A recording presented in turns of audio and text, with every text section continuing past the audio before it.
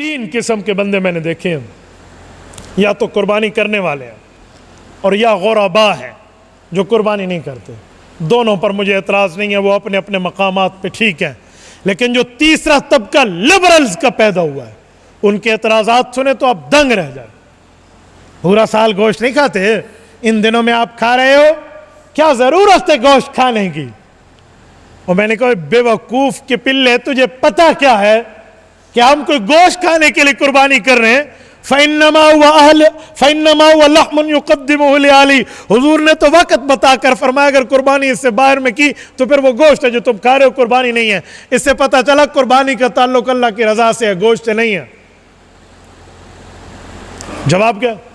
इन पैसों से किसी गरीब की बच्ची की शादी करा देते। मैंने कहा सुन, जितने मोबाइल तेरे जेब में है, जितने मोबाइल तेरे 4 बेटों के जेबों में है, जो मोबाइल तेरी बीवी के पास है, जो मेकअप वो डेली करती है, अर्ली इन द मॉर्निंग मैंने ऑफिस जाना है, उन तमाम के एक दिन की कीमत मिलाकर किसी गरीब के घर का 1 साल तक चूल्हा जल सकता था। तूने लाखों रुपए के मोबाइल खरीदते वक्त ये क्यों नहीं सोचा कि मोबाइल इतने में क्यों खरीदूं, किसी गरीब को दे दो? ये तुझे अल्लाह की इबादत पे याद आया, तुझे कुर्बानी पे याद आया, शायरुल्लाह पे याद आया, सुन्नत इब्राहिमी के ताजगी पर याद आया। अजीब बात है, हमें कहते हो मस्जिद में सीमेंट की बोरी देने से पहले किसी गरीब के घर में आटे की बोरी दो। मैंने कहा जी हां,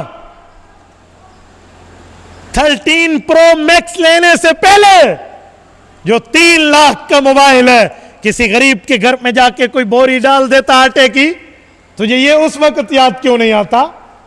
अच्छी से अच्छी गाड़ी लेकर और अपने टूर सिस्टम और पता नहीं क्या क्या को सेट करते हो, उस वक्त गरीब भूल जाता है। याद सिर्फ इस्लामी हुक्म पे गरीब आता है।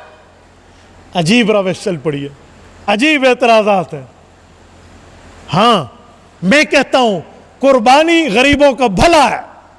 कई नौइयतें हैं। नंबर 1, जब कुर्बानी के जानवर खरीदे जाएंगे तो उनकी मंडी लगेगी, मंडी के पहरादार भी होंगे, मंडी के रहने वाले भी होंगे, मंडी पर वहां पर साथ बाजार भी लगेंगे और गरीबों का कारोबार चमकेगा।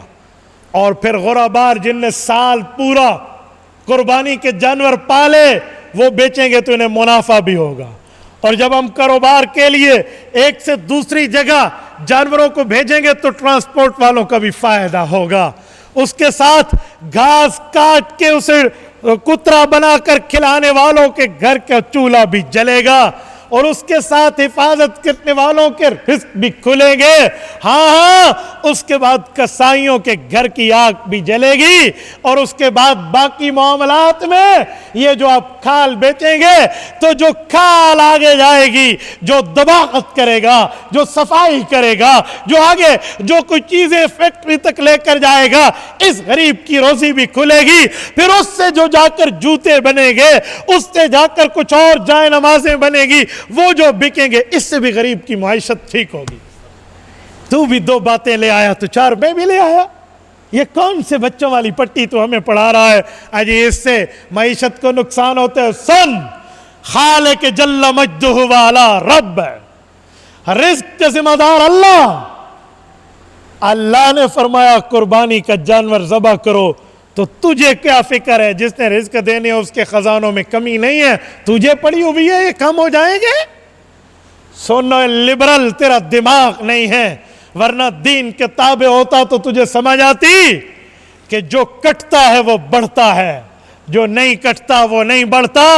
कुर्बानी की बरकत बैल, गाय, ऊंट, बकरा, बकरी, दुम्बा दुम्बी इतने बड़े हैं कि उनकी मां 1 बच्चा या 2 बच्चे जनती है, लेकिन कितने रेवड़ मिलते हैं, गिलाबानियां मिलती हैं, गिडरिया मिलते हैं, जो चराते हुए रेवड़ आपको नजर आएंगे। लेकिन मैंने नहीं देखा कि कुत्ते को कारोबार के लिए, कुर्बानी के लिए इसी ने इस्तेमाल किया हो। तो कुत्ते के तो कोई आपको नजर नहीं आएंगे कुर्बानी, गधे की तो कोई नजर नहीं आएगी। जितने बकरों के रेवड़ हैं, आपको कुत्तों और गधों के रेवड़ तो इतने नहीं मिलते। पता चला जो कटता है वो बढ़ता है। तो कहां बैठे हो भाई? क्या एतराज़ात? ये वो लोग हैं जो बेदीन तबका है, जिन्हें लिबरल्स कहते हैं। ये मैं उनसे मुखातब हूं। आप ना समझना मैं आप पे गुस्सा कर रहा हूं। मेरी गुफ्तगू पूरी दुनिया में नशर होती है, तो मैं हर तरह के मजमे को सामने रख कर बात कर दूं। ये लिबरल्स के एतराज़ है, और इस एतराज़ात को बहुत अच्छा, हम यूं उंगलियों पे एतराज़ के जवाबात उड़ाना जानते हैं, कोई मुश्किल नहीं है, लेकिन पता नहीं दीन के मसलों पर एतराज़ात डाल दिए।